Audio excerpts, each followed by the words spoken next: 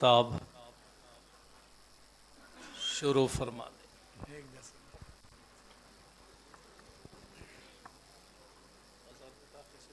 ठीक। अस्सलामु अलैकुम वरहमतुल्लाहि वबरकातुहू। अल्हम्दुलिल्लाह नहमदुहु व नस्तईनुहु व नुअमिनु बिही व नतवक्कलु अलैहि व नऊज़ु बिल्लाहि मिन शुरूरि अनफुसिना व मिन सय्यिआति अअमालिना।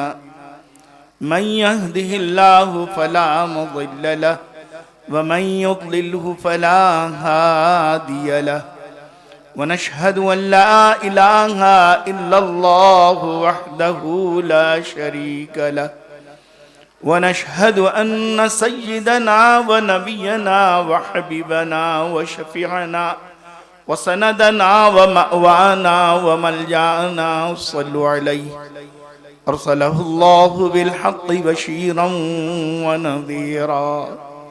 अम्मा बअद फ़अऊज़ु बिल्लाहि मिनश शैतानिर रजीम। बिस्मिल्लाहिर रहमानिर रहीम। नहनु नज़्ज़लना अज़्ज़िक्र व इन्ना लहू लहाफ़िज़ून। सदक़ल्लाहुल अज़ीम। हज़रत मोहतरम, चूँकि खुतबे सदारत है और उस सदर ने कुछ बोलना है, उस रस्मी एतबार से मैं कुछ बोलना चाह रहा हूँ, वरना कोई बात अभी बाकी नहीं रह गई है जो आपने नहीं सुनी हो। इसके अलावा एक दो बातें जो अवामी सतह पर हैं उसको भी पेश करूँगा इंशाअल्लाह। अल्लाह का शुक्र है, इस अजीम प्रोग्राम के लिए मेरे भाई हाफिज़ दाऊद साहब ने मुझे याद किया। मैं बहुत ही ममनून मशकूर हूँ कि मुझे इस लायक समझा कि इस काम को हम लेके चलें। अल्लाह उन्हें जज़ाए खैर अता फरमाए, अल्लाह इस काम में बरकत अता फरमाए। पहले तो इस आयत के तर्जुमे को समझ लें। अल्लाह फरमाते हैं कि हमने इस कलाम पाक को नाजिल किया और हम ही इसकी हिफाजत करने वाले हैं। That's all. ये मदारिस क्या हैं, क्यों हैं, इसकी मामूली सी मिसाल मैं ये देना चाहता हूँ। ये मदारिस किले हैं और उलमाए किराम इसकी आर्मी है और ये बच्चे प्रोडक्शन है। सिंपल, ज़रा बात समझ लें। बहुत ही खुसूसियत से थोड़ी तवज्जो चाहूँगा आपकी। इन मदारिसों की ज़रूरत है या नहीं है, या यह अकारत काम है, इसके ताल्लुक से बहुत ही खूबसूरती के साथ सारी बातें आप हज़रात के सामने आई हैं। लेकिन ये उलमाए किराम ये डिफेंस हैं उन सारे फासिद अनासिर को के ख़त्म करने के लिए, और इन उलमाए किराम के साथ आवाम का कोऑर्डिनेशन रहना चाहिए। ये मेरा अपना एक ज़ाती मशवरा है। दरअसल उलमाए किराम और आवाम काफ़ी दूर हैं। सब में बड़ी गलतफहमी अपने जहन से निकालिए कि बच्चा आलिम या हाफिज होके करेगा क्या। ये मेरे साथ, मेरे ज़ात के साथ हुआ था, मेरे वालिद साहब के साथ। जिस वक्त में मेरी उम्र गालिबन 12 साल की थी, मौलाना अली मियां साहब दावेल में मेरे पहले वहाँ पर मौजूद थे। हम दीनियात में थे या आलिमियत में थे। तो जब हम वहाँ मुझे भेजा गया, हमारे मौलवी अब्बास साहब के वालिद साहब मेरे मकतब के मुदर्रिस थे। तो हमारे खुसर जो हैं वो वहाँ पर आके मदरसे मकतब का इम्तिहान लिया करते थे। तो उनकी बात भी, अरे दाऊद पढ़ता है, इसको भेज दिया जाए। बहरहाल किसी तरीके से भेज दिया गया।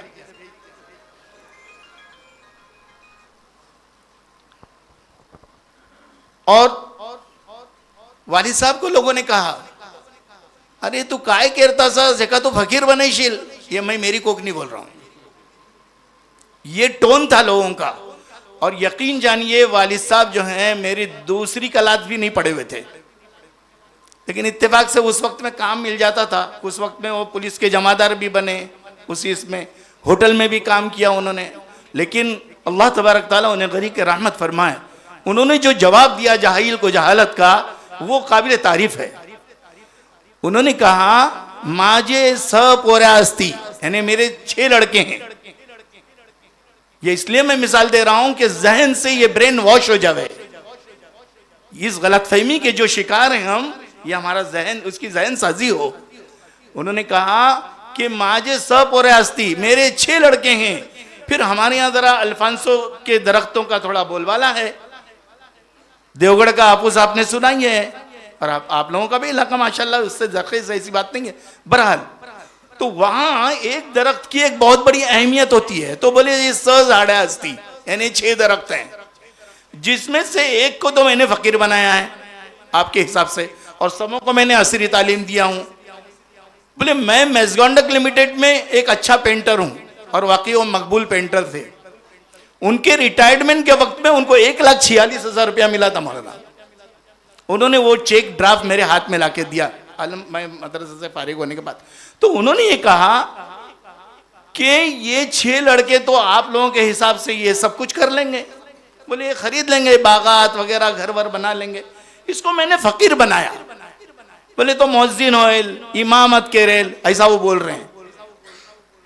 माझ्या आखिरतसाठी ते काय केरेल, ये उन्होंने जवाब दिया उस वक्त, और कहा कि जब तक मेरे रिटायरमेंट का पैसा इसके पास रहेगा तब तक खाएगा, फिर भीख मांगेगा। देखिए ये कितना बड़ा ये आज़्म, ये कॉन्फिडेंस ये था। इस बात को मैंने इसलिए आपके गोश गुजार किया कि इससे हमारा जहन जो है ब्रेन वॉश हो जाए। क्या ऐसा नहीं है? खुदा की कसम, अगली बात बताता हूं, मेरे फैमिली में 32 हजरात थे, और लोग ये कहते थे कि ये जॉइंट फैमिली है। अब सिवड़ी में जाके मौलाना दाऊद के देखिए, वहां इनकी जॉइंट फैमिली है। अल्लाह का करम है, अल्लाह ने ये मौका दिया, ये खुशकिस्मती है। लेकिन सारे ज़ुरियात, सारे तकाजे, काफी स्ट्रगल की जिंदगी को मौलाना दाऊद बहुत अच्छी तरीके से जानते हैं, और बहुत से हजरात आप लोगों में से भी जानते होंगे। 10 साल तक अल्हम्दुलिल्लाह अल्लाह ने डकिया रोड की शाफी मस्जिद में इमामत की खिदमत का की जो है वो अल्लाह का करम है, वो एजाज दिया। तो कहने का मतलब ये है कि ऐसा नहीं है। आज अल्लाह तबारक व तआला इन उलमा इकराम के जरिए से कई अदारों को चला रहे हैं, कई तंजीमों को अल्लाह तबारक व तआला चलाते हैं। शर्त ये है कि इंसान इखलास के साथ किसी काम को करे, इंशाअल्लाह वल अजीज अल्लाह की मदद आएगी। और इंसान अपने तकाज़ों को पसे पुश डाल दे और अपने घर के सारे लोगों के तकाज़ों को सामने रखे, खुदा की कसम अल्लाह की मदद आएगी। ये बात समझ लें आप। बहरहाल ये मदारिस, ये कहना चाहता हूं कि ये मदारिस जो हैं किले हैं, उलमा इकराम की कदर करें, उलमा इकराम से कोऑर्डिनेशन रखें। हर शख्स ये समझ ले फर्दन कि मेरे घर का एक बच्चा हाफिज कुरान बने। आलिम होना, हाफिज होना कमाने की गारंटी की जरूरत नहीं है, लेकिन खुदा की कसम आज तक आपने ये नहीं सुना होगा कि किसी हाफिज ने खुदकुशी की है, सिर्फ नहीं पैसा मिलने की वजह से। और अल्लाह तबारक तआला कल्लाशी के हालात में जिस आप बहुत अच्छी तरीके से जान रहे हैं कि आज इमामों की तनख्वाहें क्या हैं। मैं मदरसतुल तालीमुल कुरान मोहल्ला मजगांव का सदर हूं। ट्रस्ट ने मुझे बुलाया, एक चिपलून से एक बच्चा डॉक्टर रोड मस्जिद की इमामत के लिए गया। तो जाने के बाद ट्रस्टियों ने मुझे बुलाया, बोले मौलाना आप जरा मशवरे में आइए। मैं गया, उस बच्चे का सुना वगैरह। बच्चा सारी कैटेगरी में अच्छा, हाफिज, आलिम, मुफ्ती, तशख़्ख़ुस वगैरह सब कुछ किया। अब मुझे बुलाया इन्होंने, तो वहाँ सदर साहब थे, और माशाल्लाह बहुत बहुत काबिल तारीफ देने वाले भी हैं और खैरात भी अच्छे करने वाले हैं। मुझे कहा कि कारी साहब इनको क्या तनख्वाह देनी चाहिए। मैं बोला आप शायद 15,000 बहुत ज़्यादा समझते होंगे। उन्होंने बोले ऐसी बात नहीं, अगर आप कहें तो फिर कुछ बात सोचते हैं। मैंने कहा देखिए ये बच्चा आपके पास इमामत के लिए रहेगा नहीं। तो बोले ऐसा क्यों? मैंने कहा पहले आप ये समझिए कि एक शख्स मुफ्ती होने तक उसके साल कितने जाते हैं, और आप अपने बच्चे के ताल्लुक से आपके सैलरी का क्या एक्सपेक्टेशन है। मैंने कहा आपका बच्चा पीएचडी हो गया, चलो अब इसके आगे, और वो पीएचडी लड़का अगर कहीं सर्वेंट होता है तो उसके लिए उसका आपका क्या एक्सपेक्टेशन है कि उसकी सैलरी क्या हो। उन्होंने कहा कि कारी साहब आपने तो दिमाग पर के तालों को खोल दिया। मैंने कहा आप सुनिए, ये पहले बहुत अच्छा ज़हीन होगा, बहुत ज़हीन होगा, 1 साल में कलामुल्लाह नाजरा पढ़ लेगा। फिर बहुत ज़हीन होगा, 2 साल में कलाम पाक को हिफ्ज करेगा। ये मैं शॉर्ट करके कह रहा हूं, वरना 6-6 साल निकल रहे हैं। फिर मैंने कहा 9 साल तो आलिमियत के लिए लगने, अब ये साल गिनिए आप। फिर मैंने कहा उसके बाद जो बच्चा शुरू से लेकर आखिर तक 100% कामयाब हुआ है वो इफ्ता के लिए सिलेक्टेड होगा, फिर वो मुफ्ती होगा। तो इस साल कितने में? 9, 2, 11, 12, 13, 14, 15। मैंने कहा अब ये क्या हुआ? ये पीएचडी का बाप हुआ, इसकी सैलरी क्या होनी चाहिए? मैंने कहा मैं चलता हूं, अभी आप सोचिए। आखिर हुआ वही 10,000 रुपए। तो मेरे भाई मन्नो सलवा नाजिल नहीं होता, मन्नो सलवा नाजिल नहीं होता। अब फिर चल जाए कि हम शिकायत कर रहे हैं। अल्लाह तबारक तआला, मैं ये शिकायत नहीं करता, अल्लाह तबारक तआला हमें समझ दे। उलमाए किराम के साथ कोऑर्डिनेशन रखें, अपने हालात को सामने लाएं। मौलाना ने कहा ना, हालात बहुत बुरे हैं, इससे बुज़दिल दिल आज़ार होने की जरूरत नहीं है। खुदा के कसम सेल्फ कॉन्फिडेंस अपने अंदर आए और बहुत ठोस एतबार से हम हालात का मुकाबला करें। हालात का मुकाबला जवाब देकर ना करें, हालात का मुकाबला सब्र तहम्मुल से करें। कुछ नहीं होगा, हालात आए हैं, आएंगे, चले जाएंगे, इसके पहले भी आए थे, ये कोई नई बात नहीं है। बहरहाल मौलाना दाऊद ने एक मेरा तारुफ कराया आपको कि भाई ये बम्बई के काजी हैं, कोकनी हजरात के निकाह ये पढ़ाते हैं। इस ताल्लुक से 1-2 बातें कहते हुए मैं दुआ खत्म करते हैं इंशाअल्लाह। आजकल के हालात ऐसे हैं कि निकाह का होना एक मसला और निकाह का निभना दूसरा मसला। निकाह का होना एक मसला और निकाह का निभना दूसरा मसला। और ये सारी अज़दीवाजी जिंदगी 99 पॉइंट सेक्रीफाई की जिंदगी है। बात को समझ लें। मैं तो कहता हूं निकाह से पहले काउंसलिंग की जरूरत है और आफ्टर निकाह काउंसलिंग की जरूरत है, दोनों की, मियां बीवी दोनों की, और वालिदैन की भी। मैं निकाह में 2 बातें कहता हूं कि आप अपनी बच्ची को रुखसत कर रहे हो, एक बहुत बड़ा सब्र का पत्थर अपने सीने में रखो और बच्ची को यह कहते हुए रुखसत करो, बेटा आज तक तुमने हमारी और हमने तुम्हारी एक दूसरे की कड़वी कसीली सुन ली। मुमकिन है जिस जगह जा रही हो ऐसा एटमॉस्फेयर न मिले, मिले अल्हम्दुलिल्लाह, न मिले तो शिकवा शिकायत नहीं करना, शिकवे शिकायत पर घर मबनी न बनाना, बल्कि अपने हालात को, अपनी हवाईजात को 2 गाने नमाज अल्लाह से अदा करते हुए, इस इनकी सारी के साथ, आजिज़ी के साथ रोते हुए अल्लाह से अपने सारी चीज़ों का जो है माफ़ी तलाफ़ी करते हुए हालात के लिए दुआ मांगना। ये 6.5 इंच का जो मोबाइल है, ये कम्युनिकेशन ने सारी जिंदगी खराब कर दी है, सिर्फ मुसलमानों की नहीं, सबकी। और अब मेरा ये इन्वेस्टिगेशन है, हमारी बच्चियों के हालात बद से बदतर होते जा रहे हैं, जिंदगी एटीट्यूड बन रही है। एक केस मेरे पास आया, वो बाद में खुला का मसला था, सब साथ सीधे होंगे। लड़की ये कह रही है, मौलाना I am completely prepared, you know, sign ले लो। मैंने कहा मैं मुंशी नहीं हूं, मुझे थोड़ा इन्वेस्टिगेशन करना पड़ेगा, जायजा लेना पड़ेगा हालात क्या है। तो फौरन लड़की का बाप कहता है, अच्छा वो लड़की पहले पंजाबन थी, वो कन्वर्टेड हुई थी, कन्वर्ट होने के टाइम पे भी मुझसे ही हुआ था मामला। मैंने कहा तुम कन्वर्ट क्यों हो रहे हो, मुसलमान कम खराब थोड़ी हैं, तुम इस खराबी में क्यों आ रहे हो? तो बोले नहीं आई एम सेटिस्फाइड। मैंने कहा ठीक है। तो वो निकाह हुआ और 4 साल के बाद हालात बिगड़े। वो हालात बिगड़ने के बाद वो बच्ची जब ये कहती है आई एम कंप्लीटली प्रिपेयर्ड, आप साइन ले लो, तो मैंने कहा क्यों, ऐसी क्या बात है? फौरन वो लड़की का बाप पंजाबी था, उसने कहा मेरा समधी और मेरा दामाद, ईश्वर हर किसी को ऐसा समधी और ऐसा दामाद देवे। बाप कह रहा है बेटी के ताल्लुक से। मैंने कहा अब तुम साइन कर लो, अब कोई इन्वेस्टिगेशन की जरूरत नहीं। हालात बद से बदतर हैं। हम हमारे माशरे की इसकी सफाई, इसकी दुरुस्तगी मेरी और आपकी जरूरत है।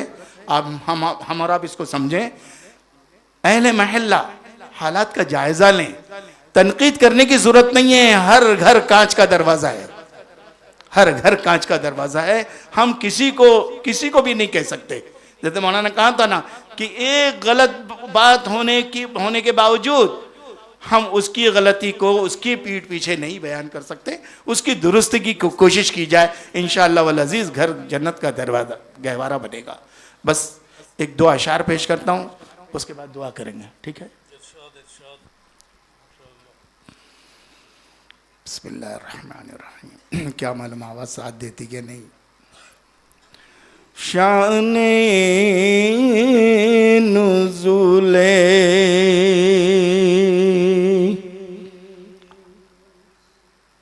रहमत दो आलम,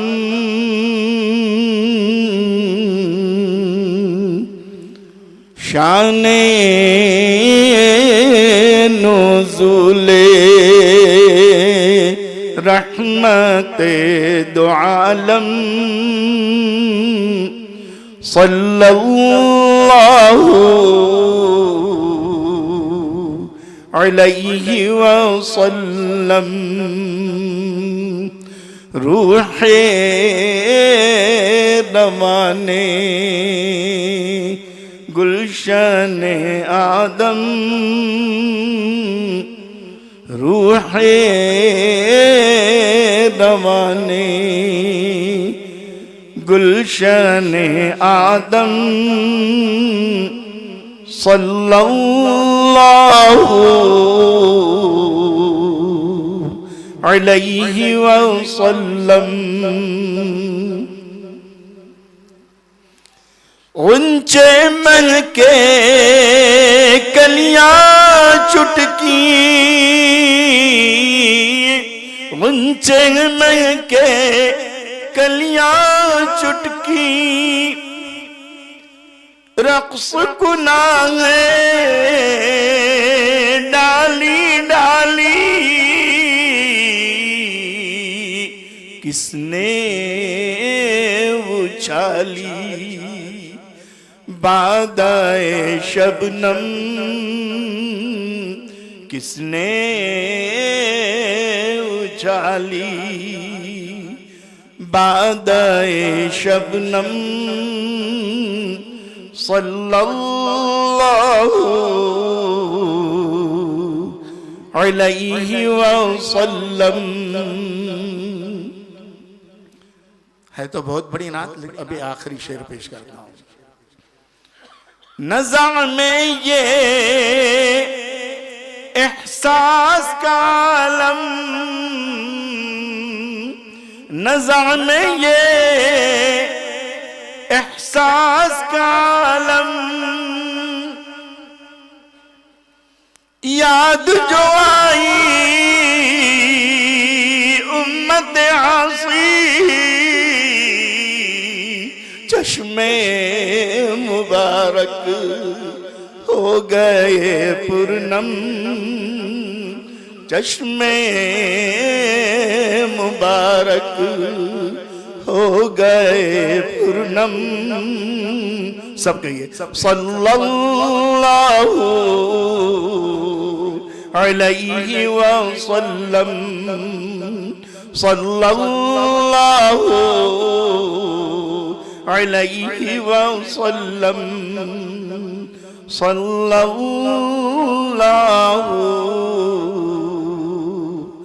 अलैहि वसल्लम।